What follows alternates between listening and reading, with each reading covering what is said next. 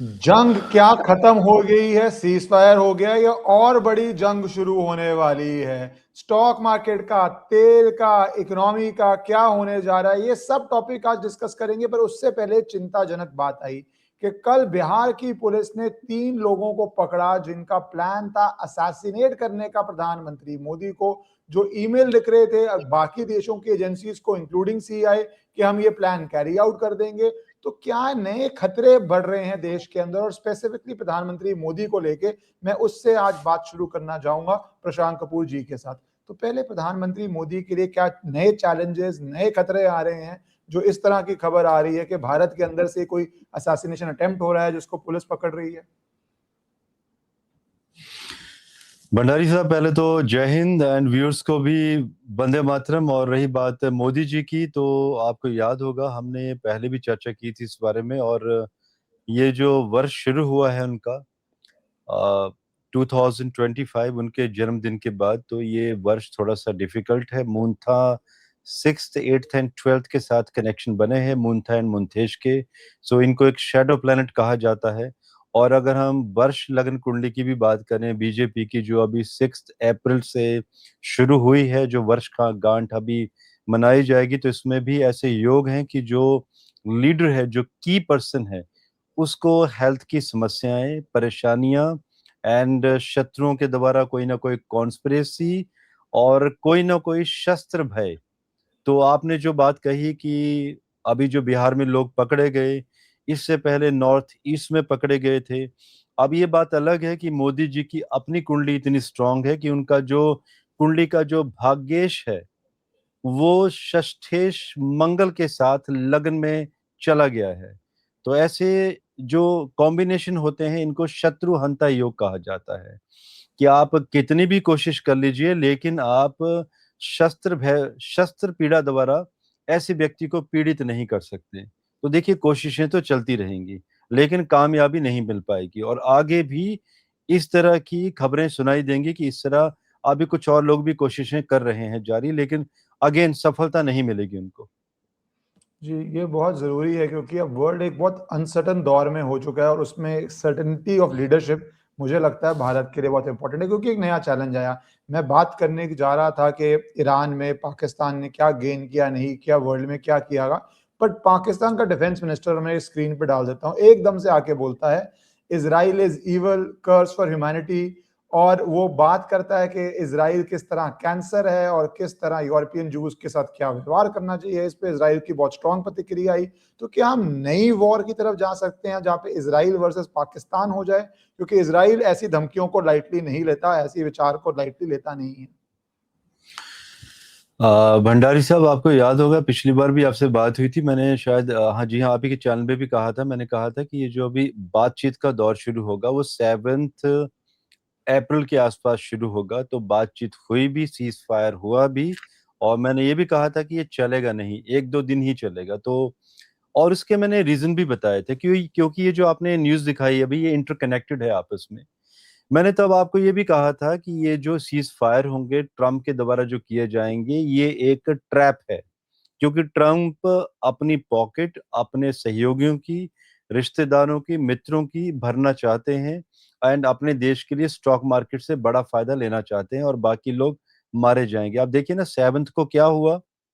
Stock market अचानक ऊपर चली गई, गोल्ड बढ़ गया, क्रूड ऑयल में 20% का correction, and next day market फिर उसके अपोजिट चली गई। आप सोचिए ना कि कितना बड़ा पैसा कमा गए, क्योंकि आप एक बड़े व्यक्ति हैं, आपको मालूम है कि आपकी एक स्टेटमेंट से कितना बड़ा फर्क पड़ेगा। और देखिए, ये स्टेटमेंट देते भी तब है जब इनकी मार्केट के अपने क्लोजर हो रहे होते हैं, जब इन्हें पता है कि ये पैसा बना सकते हैं। अब रही बात आपकी इजराइल की, जो ये पाकिस्तान के डिफेंस मिनिस्टर जो डिस्कशन हुआ, जो आपने दिखाया। देखिए, अभी पाकिस्तान की कुंडली में तो ऑलरेडी योग बने हैं कि इनके ऊपर कोई बड़े अटैक होंगे 24 अप्रैल के बाद। और ये 10 मई 2026 तक का जो समय है, बहुत ही क्रूशियल है। एंड इसमें योग ये भी बने हैं कि भारत कहीं अटैक करके पाकिस्तान को असैसिनेट ना कर दे बहुत सारे टुकड़ों में, जैसे कि 1971 में किया था। और रही बात इजराइल की, देखिए इजराइल की कुंडली में खुद योग बने हैं कि इजराइल युद्ध जीतेगा भी लेकिन जीत के भी हारेगा। देखिए, जीत वो होती है भंडारी साहब जब आप जीत का जश्न अपनों के साथ मनाते हैं। अगर आपने अपनी आबादी को ही खत्म कर दिया तो कौन सी जीत आपकी। तो इसराइल में अभी बहुत बड़ी तबाही मचनी बाकी है। ये बात तो अलग है कि इसराइल हमारा मित्र भी है, लेकिन अगर हम ग्रहों के योग के अनुसार देखें तो इसराइल की कुंडली का छठा घर सक्रिय हो चुका है और उसको छोड़ेगा नहीं। इसराइल को बस मौका चाहिए, कोई कुछ छोटी सी बात कह दे, इसराइल वहीं पर ही स्ट्राइक करना शुरू कर देगा। तो जो आपने बात कही, और इसमें पॉसिबिलिटी बिल्कुल है कि कोई बड़ी बात नहीं होगी कि अगर इसराइल दो चार मिसाइल्स पाकिस्तान की तरफ भी घुमा दे। और देखिए यहाँ पर बहुत ही वो इंटरकनेक्शन कैसा बनेगा, आप सोचिए। ट्रम्प की सपोर्ट है पाकिस्तान के लिए, इसराइल मिसाइल फेंकेगा, तो आप सोचिए कि ट्रम्प करें तो क्या करें, ना करें तो क्या करें। बड़ा कंफ्यूजन हो जाएगा ट्रम्प के लिए अब। पर ये जो समझौते की एकदम से बात आई, अब कहा जा रहा है सीज फायर होगा, और उसका इमीडिएटली सीज फायर तो हुआ नहीं, फायर फायर और बढ़ गया क्योंकि इसराइल ने लेबनान के अंदर मैसिव अटैक कर दिया। तो इसको आप एक ब्लफ मान रहे हैं स्टॉक मार्केट प्ले के लिए, या देख रहे हैं कि cease fire, stable cease fire हो सकता है? क्योंकि अभी तक घोषणा के बाद जमीन पे तो वो सीज फायर उतरा नहीं, ना ईरान मान के रेडी है, ना वो स्ट्रेट ऑफ हॉर्मुज खोल रहा है, ना तेल आने की वो संभावना दे रहा है। So how do you see this ceasefire playing out this month, next month? किस तरह जा रहा है? अराउंड 24 मई 2026 इस समय तक मुझे तो कोई भी सीज फायर होता हुआ नजर नहीं आ रहा है। अगर बीच में सीज फायर होंगे भी तो वो इसी तरह के होंगे जैसे वो 7 अप्रैल को हुआ था, कि वो कुछ घंटों के लिए होंगे, मार्केट फ्लक्चुएट होगी, जो नए इन्वेस्टर्स हैं अपना पैसा गवा देंगे, और जो स्टेटमेंट आएगी ट्रम्प के द्वारा कोई बीच में, या ईरान ईरान के द्वारा बीच में कोई प्रतिक्रिया, तो ये लोग अपना बहुत बड़ा पैसा बना के चले जाएंगे। क्योंकि कुंडली में भी योग है, विश्व लगन कुंडली में, कि विश्व लगन कुंडली में ऐसे योग है कि 25 मई 2026 तक बहुत सारे लोग स्टॉक मार्केट में अपना पैसा गवा देंगे। स्टॉक मार्केट बड़े पैमाने पर फ्लक्चुएट करेगी, कभी बहुत ऊपर चली जाएगी, कभी बहुत नीचे चली जाएगी। तो जैसे कि वी शेप होती है, तो वी शेप बनेगी। तो वी शेप बनेगी तो डेफिनेटली कोई ना कोई, जो हम मंडेन से जो प्रतिक्रिया देते हैं या जो डिकोड करते हैं, तो यही कॉम्बिनेशन बन रहे हैं कि ये जो सीज फायर होंगे ये ब्लफ वाले होंगे, कि किया और विद इन 24 आवर वो सीज फायर खत्म हो जाएगा। क्योंकि ये जो आसिफ डिफेंस मिनिस्टर है, उसने सिर्फ इसराइल पे नहीं बोला, वो पहले से बोली जा रहा है हिंदूज एनमी नंबर 1 है, इस बार ही हम 200-250 किलोमीटर भारत के अंदर हमला करेंगे, जिसका जवाब भारत बहुत बारी दे चुका है। बट माइंडसेट और मंशा उसकी यही है कि जब थोड़ा भी उनको ग्लोबल सपोर्ट मिलता है, या जिस भी तरह वो यूज में आते हैं ग्लोब के, तो उनका पहला टारगेट बन जाता है हिंदूज या भारत। तो आप भारत और पाकिस्तान के बीच में, क्या भारत भी एक्टिवली इन्वॉल्व होने जा रहा है? आप कह रहे हैं पाकिस्तान की कुंडली में तो ये लिखा है, पर क्या भारत आप इमीडिएट टर्म्स में एक्टिव होते हुए पाकिस्तान में एक्शन लेते हुए देख रहे हैं? मैं वही भारत की कुंडली देख रहा हूँ। राहु का अभी अंतर चला हुआ है मंगल में, राहु कृतिका जो कि सूर्य के नक्षत्र का, एंड राहु 5 डिग्री का भी है। एंड इस समय अगर हम पाकिस्तान की कुंडली का भी अगर हम इस समय विश्लेषण करें तो पाकिस्तान में षडबल बहुत कम है गुरु का। तो ये जो संजोग बने हैं और योग बने हैं, तो पाकिस्तान आप सोच लीजिए कर क्या रहा है। तो भंडारी साहब, इनफैक्ट हमारे चैनल में भी लोग क्वेश्चन पूछ रहे थे कि ये जो पाकिस्तान अभी मीडिएशन करवा रहा है, जो कभी कतर करवाता था, तो पाकिस्तान ने इतना बड़ा कारनामा दिखा दिया था, तो इसका मैंने आंसर दिया ही नहीं। मैं मुझे हंसी भी आ रही थी कि कम से कम 5-10 घंटे रुका जाए तो लोगों को खुद ही आंसर मिल जाएगा, और आंसर मिल भी गया। आप सोचिए कि दुनिया के इतने बुरे दिन आ गए हैं कि पाकिस्तान मीडिएशन करवाएगा। जिनके अपने दिन ही बहुत खराब आ गए हैं, पाकिस्तान अभी टुकड़ों में बंटने वाला है। और पाकिस्तान के बारे में मैं यही कहना चाहूंगा कि अभी बहुत बुरे हालात में जाने वाले हैं, और इस समय प्लानिटरी कॉम्बिनेशन बिगड़े हुए हैं इनके अपने। भारत की कुंडली में सूर्य कृतिका नक्षत्र का, मतलब कहीं ना कहीं हमें अटैक करते हुए दिखाई दे रहे हैं। और भंडारी साहब, ये बात मैंने जून 2025 के आसपास भी कही थी कि भारत अभी युद्ध करेगा, कोई करे हमसे या ना करे, हम खुद बढ़कर करेंगे। मंगल की महादशा जो शुरू हो गई है, अब मंगल महादशा में राहु का अंतर, वो भी सूर्य के नक्षत्र का, और मंगल विक्रमी संवत 2083 में कमांडर खुद बन के आए हैं, और देश के राजा, मतलब मोदी जी की बात कर रहा हूँ, उनकी मंगल की महादशा चली हुई है। अगर अभी भी हम अटैक नहीं करेंगे, और वो भी हमें अटैक ऐसे होंगे हमारे कि सामने वाले के कोई एक्शन नहीं होंगे, सिर्फ हमारे ही एक्शन होंगे और हमारे ही रिएक्शंस होंगे। तो ये योग भारत की कुंडली में बने हुए हैं। लेकिन यस, एक बड़ी खूबसूरत चीज बनी हुई है भारत की कुंडली में, डिसएंगेजमेंट, कि युद्ध होगा, हम ही करेंगे, अटैक करेंगे, एंड हम डिसएंगेज भी करेंगे। इज़राइल की तरह नहीं या रशिया की तरह नहीं कि बस एक बार कूद गए तो वर्षों तक युद्ध करते ही चले गए और तबाही मचा दी अपने लिए। भारत ऐसा नहीं करेगा। भारत का युद्ध होगा कुछ घंटों के लिए, निर्णायक mode, sudden attack, precision, clean shot, खत्म, फिनिश। सामने वाला भिखारियों की तरह भीख मांगेगा कि भाई बख्श दो, छोड़ दो, एंड भारत छोड़ेगा अपनी कंडीशंस के ऊपर।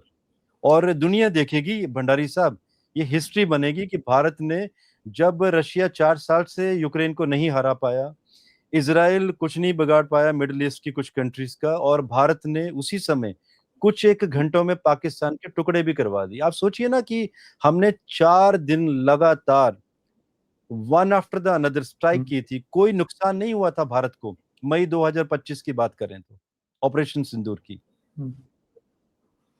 पर प्रशांत जी, साथ ही साथ अब मुझे पता नहीं ये हमारे कुंडली में है या हमारी मानसिकता बन चुकी है, क्योंकि आज एक बहुत मुझे लगा पर्सनली अनफॉर्चुनेट स्टेटमेंट मैंने सुनी, जहां पे हमारे देश के आर्मी चीफ कह रहे हैं कि हमने ऑपरेशन सिंदूर को डिले किया।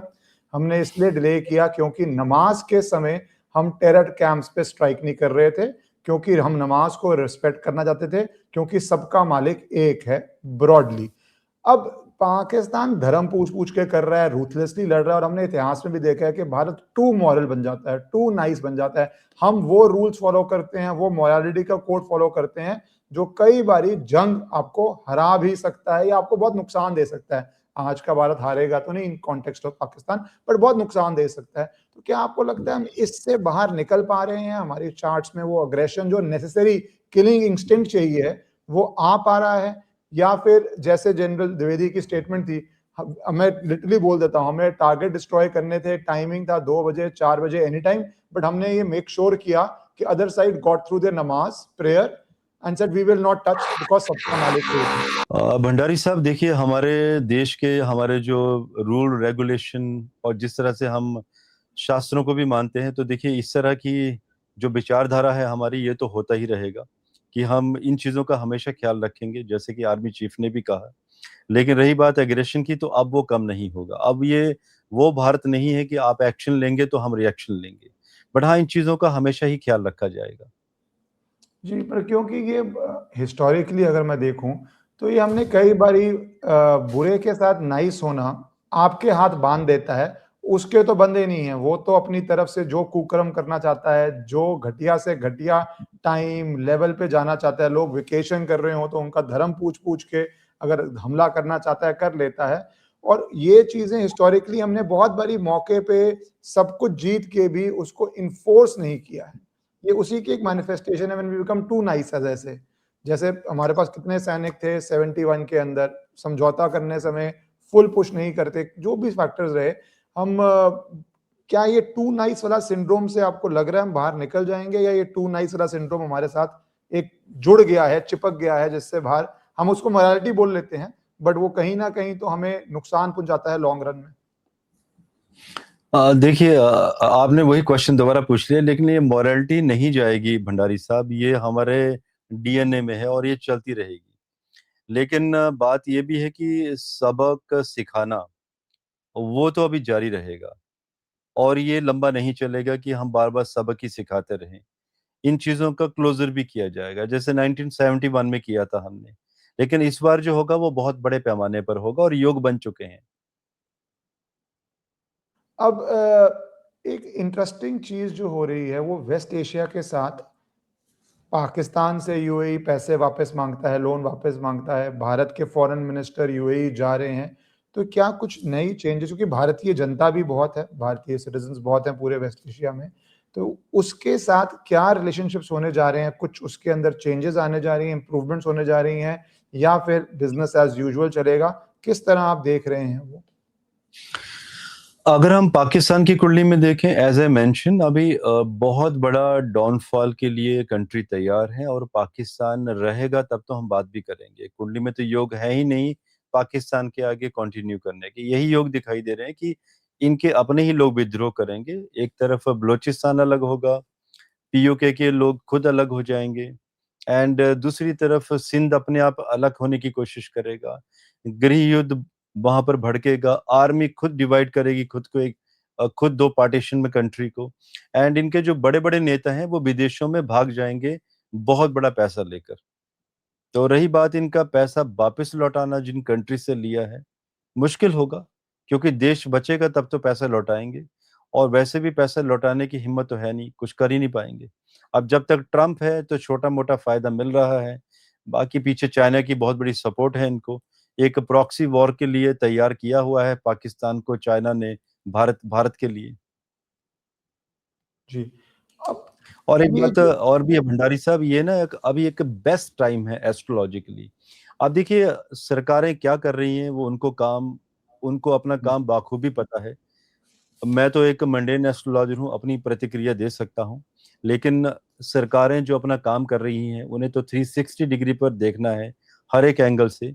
मैं तो ये कह सकता हूँ कि ग्रह योग से ये एक बेस्ट टाइम है कि लास्ट अप्रैल लास्ट वीक 2026, ये एक ऐसा टाइम है कि भारत को पाकिस्तान के ऊपर एक बड़ी स्ट्राइक करके जो भी निपटारा करना है, जो भी पार्टीशंस करवाने हैं, करवा देने चाहिए। इससे बेहतरीन मौके आगे मिलेंगे नवंबर 2026 में, बट ये एक बेस्ट मौका रहेगा भारतीय सरकार के लिए। जी, प्रशांत जी, अब मैं थोड़ा-सा इकोनॉमी पे आना चाहता हूँ, क्योंकि आईएमएफ कह रहा है कि अगर सीज़ फायर हो जाती है, तब भी लॉन्ग टर्म इकोनॉमिक इम्पैक्ट है ये सप्लाई चेन्स का। और अगर सीज़ फायर नहीं होती तो फिर हम देख ही रहे हैं किस तरह महँगाई बढ़ रही है। ईरान अब नई बातें शुरू कर रहा है कि मैं एक टोल टैक्स लूँगा, यूएस बोलता है नहीं, फ्री में स्ट्रेट ऑफ हॉर्मुज़ खुलेगा। सो इकोनॉमिकली भारत के लिए, मैं स्पेसिफिकली अगर भारत पे आना चाहता हूँ, कितना चैलेंजिंग होने जा रहा है आने वाला समय because of the global factors? Bhandari साहब, अभी ये जो 2026 का जो वर्ष है, जिसे हम विक्रमी 2083 कहेंगे, 5 अप्रैल 2027 तक का जो समय जो चलेगा, इसमें इकोनॉमिक डाउनफॉल पूरी दुनिया में होगा, लेकिन भारत में भी होगा, लेकिन भारत के ऊपर सबसे कम इम्पैक्ट पड़ने वाला है। और ये बात मैं आज से 8-10 माह से ही कह रहा हूँ, पिछले 10 माह से, कि इम्पैक्ट तो पूरी दुनिया में आएगा। तो भारत को छुएगा, लेकिन जो आईएमएफ के जो प्रेसिडेंट हैं जो कह रहे हैं, वो सही कह रहे हैं कि इसके जो इम्पैक्ट हैं वो लगातार चलेंगे। लेकिन देखिए सीज फायर अभी तो होता हुआ नजर नहीं आ रहा है। मई के हुँ, लास्ट वीक में कहीं ना कहीं योग बनेंगे, लंबा हुँ। चलेगा ये। तब तक इकोनॉमिक डाउनफॉल बहुत बड़ा हो चुका होगा, और हुँ। ये मान के चलिए अगले वर्ष अप्रैल 2027 तक ये सिलसिला चलेगा अभी। जो ये इकोनॉमिक फ्री फॉल का है, पर कुछ पिछले हफ्ते 10 दिन में कुछ सेंसेक्स ने, कुछ निफ्टी ने रिकवर किया, पर ये रिकवरी आप एक टेम्पररी ब्लिप की तरह मान रहे हैं। इट्स नॉट जी हाँ। As usual. जैसे कोविड के बाद जब रिकवरी हुई तो फिर होती गई। यहाँ पे फिट एंड स्टार्ट में चलेगा? अब देखिए सितंबर 2024, मुझे याद है उस समय मैंने वीडियो दिया था, लोगों ने बड़ा मजाक उड़ाया था। मैंने कहा था कि अभी अराउंड 28% करेक्शन होगा स्टॉक मार्केट में, हुआ भी। लेकिन लोगों को लगा कि अभी तो निफ्टी भाग जाएगा 30,000 तक, और ये तब की बात है जब 26,400 चल रहा था। उन्हीं दिनों हुँ, में मैंने वीडियो बनाया था हमारे चैनल में, लेकिन जिन लोगों ने प्रतिक्रिया दी थी, मजाक उड़ाया था, उन्होंने वापिस आके कमेंट भी किए कि ये प्रोडिक्ट कैसे किया गया था। तो सोचिए उसके बाद अभी निफ्टी मात्र 100 पॉइंट और ऊपर गया था आज से 2 माह पहले, उस हुँ, लेवल के आसपास। लेकिन अभी निफ्टी यहीं पे ही झूलेगा अगले वर्ष अप्रैल 2027 तक। बीच में 28,000 टच करने के योग हैं एक बार दिवाली के आसपास। इस वर्ष जो दिवाली आएगी उसके बाद फिर फॉल करेगा, फिर नीचे गिरेगा। तो ये जो अभी लेवल चल रहे हैं, मान के चलिए 21,000 से 28,000 के बीच। 28,000 बहुत दूर की बात है, एक झटका हुँ, लगेगा ऊपर का, वो भी ट्रम्प कुछ करेंगे बीच में, पैसा बनाएंगे, निकल लेंगे, रैली लेके हुँ, आएंगे, अपना काम करके निकल जाएंगे। एंड लोग फिर अपना पैसा गंवा देंगे। और देखिए हम भारतीय हैं, थोड़े से महत्वाकांक्षी हैं, उम्मीदें ज्यादा होती हैं, पॉजिटिव भी होते हैं कि शायद इस बार कुछ बना लेंगे, लेकिन बना के कोई और ही निकल जाता है हर बार। और ट्रम्प का तो आपने बहुत सही बात है कि जिस तरह वहां पे फर्स्ट लेडी आज मेलेनिया ट्रम्प बोलती है एप्स्टीन फाइल के बारे में, तो उनके वहां पे जो इश्यूज हैं उससे ध्यान भटकाने के लिए वो कब क्या वर्ल्ड में कर दे और साथ ही साथ पैसा कमा ले, ये एक परसिस्टेंट थ्रेट है। पर मैं थोड़ा बढ़ना चाहूंगा क्योंकि स्टॉक मार्केट में जो गिरावट है कम से कम दिखती है, नुकसान होता है, समझ में आता है। रियल एस्टेट में क्या होने जा रहा है इस साल अगले साल, क्योंकि वो नुकसान एक ऑर्डिनरी इन्वेस्टर को दिखता भी नहीं जब तक वो बेचने नहीं जाता, वहां पे उसको बेचारे को ब्रोकर घुमा देते हैं कि हाँ बिक रहा है भी, रेट आ रहा है। तो रियल एस्टेट में आप किस तरह देख रहे हैं आने वाला साल, अगर हम 27 तक की बात कर लें तो? भंडारी साहब बहुत अच्छा क्वेश्चन पूछा है। रियल एस्टेट में ऑलरेडी डाउनफॉल स्टार्ट हो चुका है 4 जुलाई 2025 से। ये वो दिन है जब मंगल कन्या राशि में चला गया था, तब मैंने कहा था कि अभी ये रियल एस्टेट गिरेगा, और मैंने ये कहा था कि अप्रैल तक गिरता चला जाएगा। और अप्रैल के बाद की भविष्यवाणियां अभी लोग वेट भी कर रहे हैं, तो आपके चैनल में दे रहा हूं मैं अभी पहली बार। अभी रियल एस्टेट के लिए अगले 10 माह और खराब है।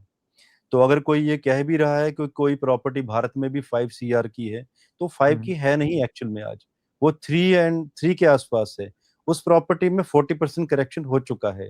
समस्या ये है कि जो एंड बायर है, जो एक्चुअल बायर है, उसे पता ही नहीं है। जो आपने बात कही ना, ब्रोकर्स जो हैं, जो नेगोशिएशन करवाते हैं बीच में, कंसल्टेंट, उन्हीं के द्वारा रेट बढ़ाए हुए हैं। इस समय सेलर्स 100% है, लेकिन बायर मार्केट में 10 to 15% है, रेट गिरे हुए हैं। लेकिन वही बात है कि कुछ लोग गलतियां करेंगे भी, महंगा भी लेंगे, लेकिन अगर थोड़ा सा भी लोगों को समझ होगी तो शांति से, और ये बेस्ट बेस्ट टाइम है प्रॉपर्टी में इन्वेस्ट करने का, या जिन लोगों को अपना घर लेना है उन लोगों के लिए इससे बेहतर समय नहीं मिलेगा। तो अगले 10 माह तक प्रॉपर्टी रियल एस्टेट की मार्केट अभी डाउन रहेगी। उसके 10 माह के बाद क्या होगा उसके विश्लेषण अभी नहीं किए हैं। 10 माह तक तो डाउनफॉल दिखाई दे रहा है। तो लंबा समय आप अभी प्रॉपर्टी को डाउन ही देख रहे हैं, क्योंकि 10 माह is a fairly long period कि कुछ फास्ट रिकवरी नहीं हो रही इसके अंदर। एंड यूजर ले, पर वैसे आप ज्यादा इसके अंदर नहीं देख रहे कि जितनी मर्जी ऐड आई जाए, इतने के एक दिन में अपार्टमेंट लॉन्च हो गया, सबने खरीद लिया, etcetera etcetera. That is more बज, जिसमें आपको लगता है कि एक नॉर्मल व्यक्ति ट्रैप ही होगा भी। जी हाँ, बिल्कुल जी। जी, मैं एक सवाल लेना चाहता हूँ, गोल्ड सिल्वर का आप किस तरह देख रहे हैं, उसके बाद आपको जाना है, तो इससे अंतिम सवाल।